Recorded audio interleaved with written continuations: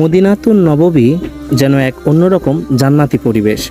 আশিকদের ভালোবাসার নিদর্শন নবী সাল্লাল্লাহু আলাইহি সাল্লামের রওজার সামনে গেলে তা দেখা যায়। কেউ অশ্রু জলে ভাসতে ভাসতে এক পাশ থেকে অন্য পাশে চলে যায়, কেউ যেতেই চায় না।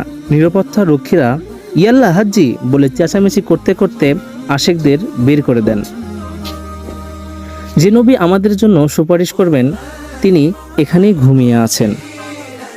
কখনো ভাবি, যদি আমাদের পাপরাশি, ভীরুতা, পরিশোষিত লাইফস্টাইলে নবীজির সামনে পেশ করা হয়, তিনি কী মনে করবেন? এত এত মুসলিম যে দুনিয়ায়, সে দুনিয়ায় গাজার শিশুরা বেঘরে মার খাচ্ছে, রক্তাক্ত হচ্ছে, অথচ আমরা ঠিকই খাচ্ছি, দাচ্ছি, ঘুমাচ্ছি, আনন্দ ফুর্তি করছি। মসজিদে নববীতে কোরআন তেলাওয়াত করতে করতে ভাবি, যদি নবী সাল্লাল্লাহু আলাইহি সাল্লাম জীবিত থাকতেন এবং তেলাওয়াতরত অবস্থায়